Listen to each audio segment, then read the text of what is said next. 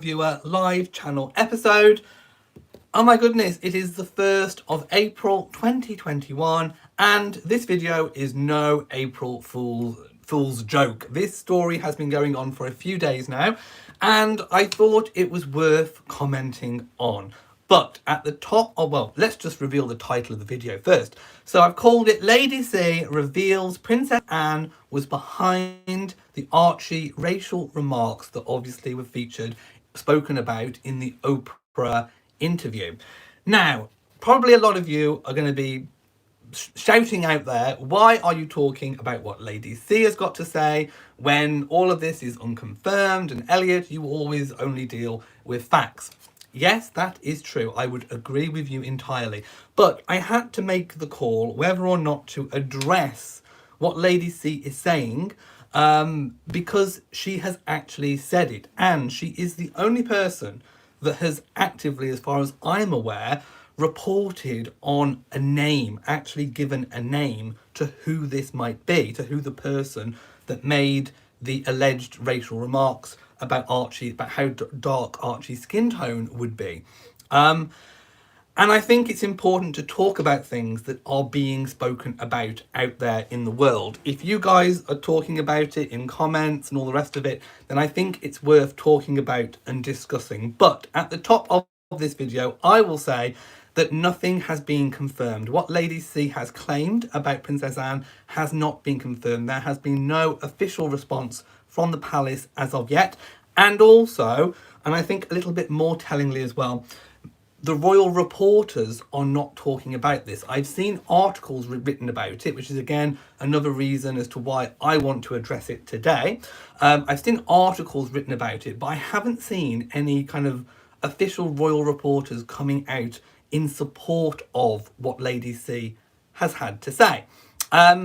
Also, I will say that Lady C is not an official royal commentator. She doesn't have, as far as I'm aware, like a columnist job for one of the national newspapers, I should say.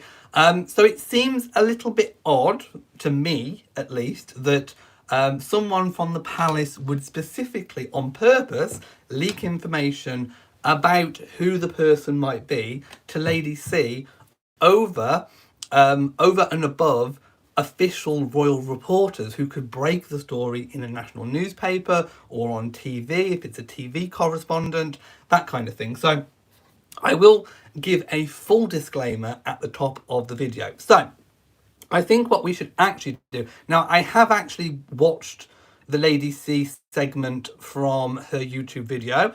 It is also worth pointing out that this was broadcast, first of all, the news was broken on her YouTube channel. So I have listened to that, but I'm also going to read an article written about it which contains reference to the actual words that she used, because I want to make this as accurate as possible. No, I'm going to first of all start with what Harry and Meghan said. Well, actually, it was Meghan that said it. So, whilst being interviewed by Oprah, Meghan revealed that during discussions about the title that Archie might receive, some members of the British royal family had concerns and conversations about how dark his skin tone or colour might be when he was born. Oprah, of course, asked for more details, as I think any interviewer would. Meghan elaborated slightly by saying there were several conversations, so not just one, several, with Harry about what that would mean and what that would look like. The concern that Archie might be, as Oprah Winfrey said, too brown, was deemed a valid assumption by Meghan.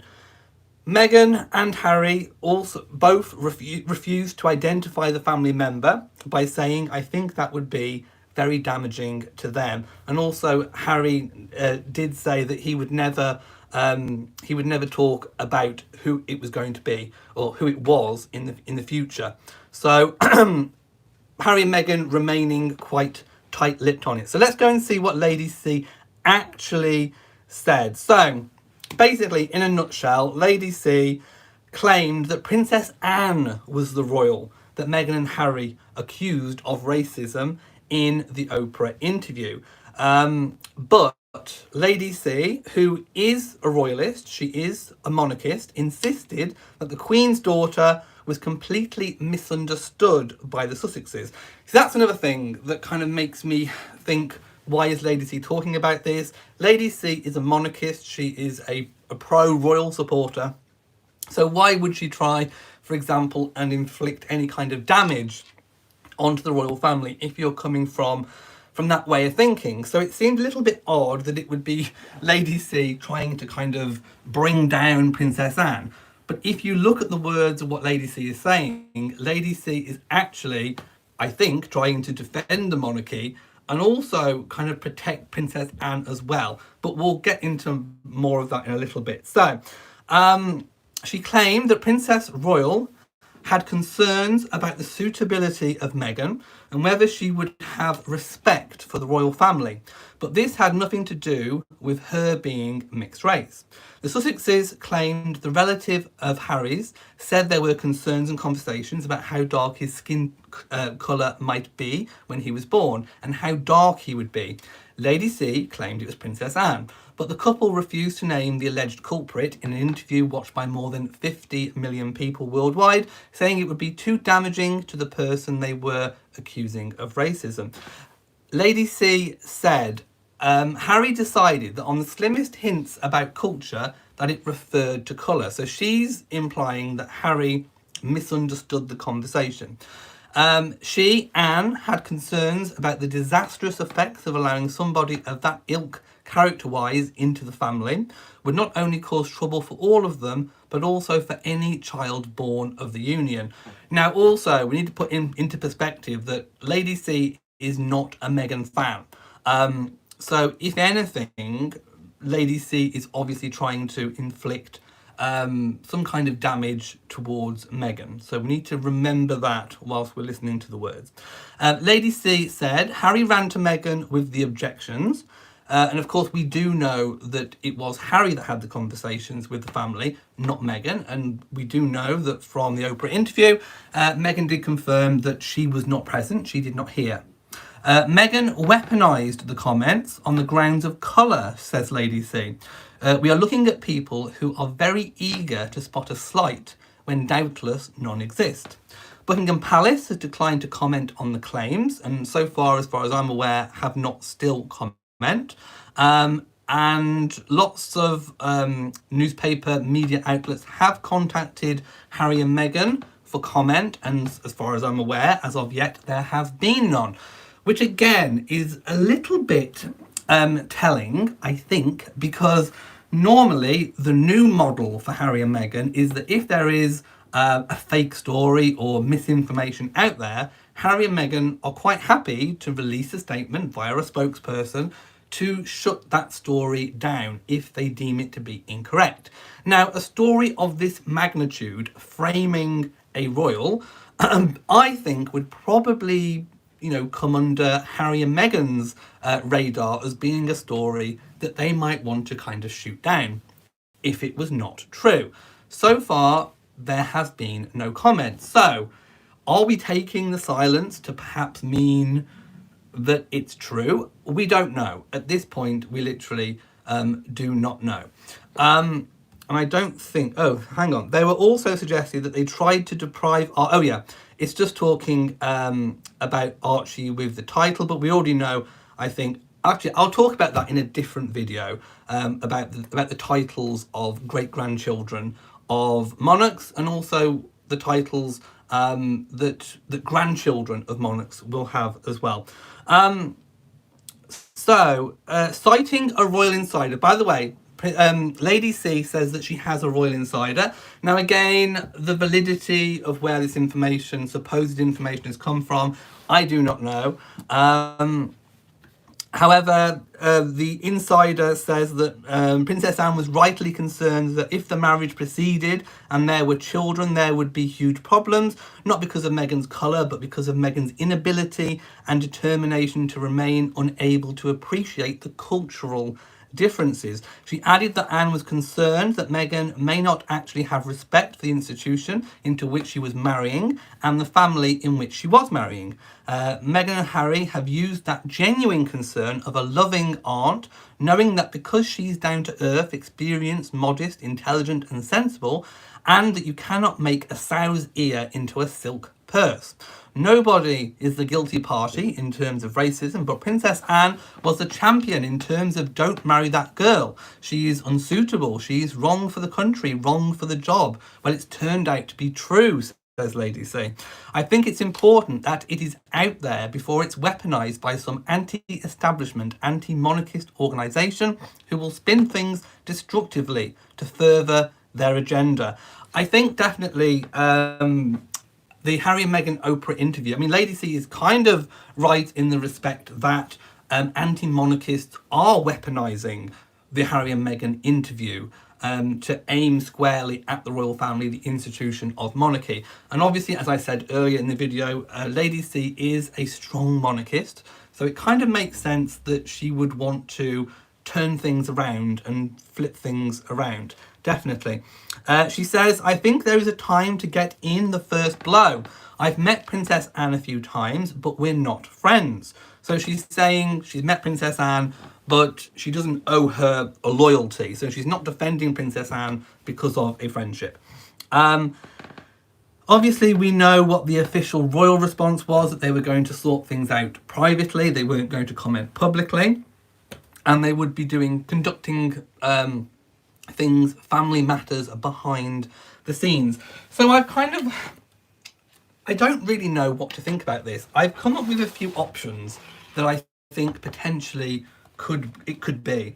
So the first option is that Lady C is completely telling lies and completely making things up just to make money on YouTube, just for attention, maybe to further her own career. Maybe she fancies herself as an official royal correspondent. Maybe she wants a column in a newspaper.